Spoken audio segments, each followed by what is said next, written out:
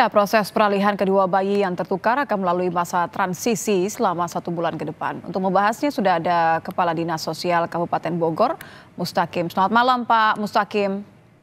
Selamat malam Mbak Nien. Pak Mustaqim, salah satu tahapan dalam masa transisi bayi tertukar ini adalah penilaian atau proses assessment. Apa saja sih Pak yang nanti akan dilakukan oleh pihak Dinsos? Baik, terima kasih. Assalamualaikum warahmatullahi wabarakatuh. Selamat malam. Waalaikumsalam warahmatullahi wabarakatuh. Salam sejahtera untuk kita semua. Tahapan ini sesuai dengan hasil kesepakatan perdamaian yang dilakukan di ruang Polres, sehingga kami baru pagi tadi memang kita menyusun kembali instrumen. Jadi ada 8 poin. Instrumen ini pertama kita menyusun tim, Mbak. Kita bagi 2 tim. Penanggung jawabnya di samping saya ada Pak Solihin, PLT Sekretaris Dinas, dan nanti di tim evaluator itu subbagian prolab di Pak Rasdi.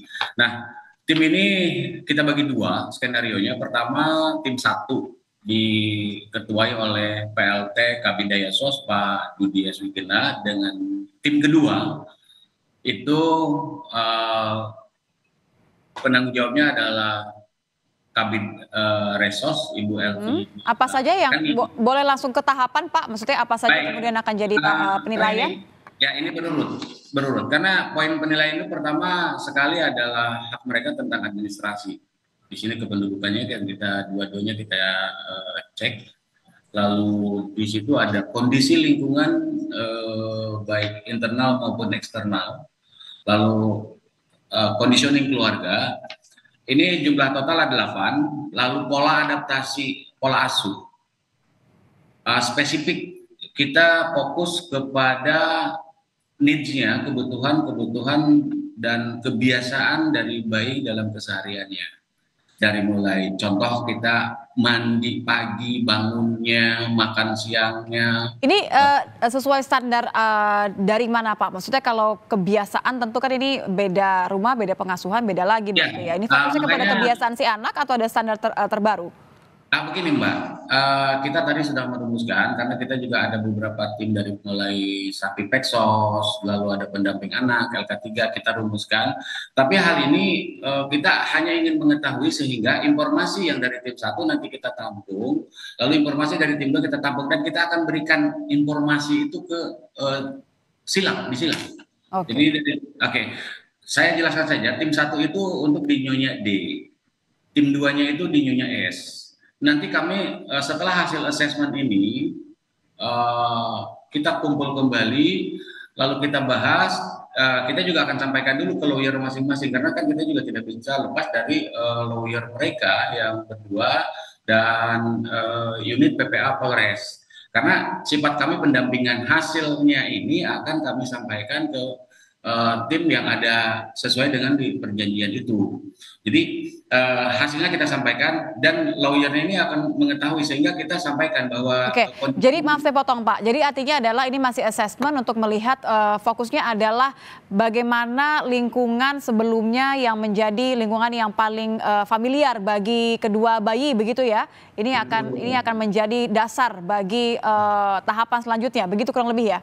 Baik, seperti itu. Hanya kita nanti menyampaikan dulu, kan ini kepada kedua orang tua, kepada orang tuanya, ke Nyonya D dan ke Nyonya S, kita sampaikan bahwa conditioning ini nanti seperti ini, sehingga mereka nanti tidak kaget kalau melihat sebuah conditioning. Anak-anaknya kan nanti ini kan ada proses endingnya, kan mereka kembali ke orang tua biologis Mbak. Tugas kami mengassessment dan tidak akan mempengaruhi apapun bagi conditioning di hasil perjanjian itu. Hanya kami memfasilitasi, memberikan gambaran-gambaran umum, ini yang didapatkan. Selain dari informasi mereka berdua saling berkomunikasi, karena kita juga sudah membuatkan grup percakapan. Didampingi lawyer ada di dalam, PPA-nya ada, Dinsosnya ada, dan di kedua belah pihak ada semua. Oke, ini kan kasus pertama, polisi menyebut ini adalah kasus pertama yang terjadi di Indonesia. Kalau Anda melihat apa yang menjadi poin paling penting bagi psikologis anak, seperti apa antisipasi dari Dinsos kalau ada kendala selama tahapan ini? Kendala pasti ditemukan, Mbak, pasti ada saja. Hanya memang karena tahapan kita ini masih dalam proses assessment, masih pendadaran, melihat dari sisi administratif dan lingkungannya, kita akan terus pantau. Tapi jika memang ada kendala dalam proses, misalkan proses ini seperti waktu yang kurang, kita akan nanti diskusikan dan kita evaluasi. Karena di hari ke-31 dan 32 itu ada masa evaluasi secara menyeluruh, Mbak. Oke, jadi satu bulan kemudian evaluasi 2 hari.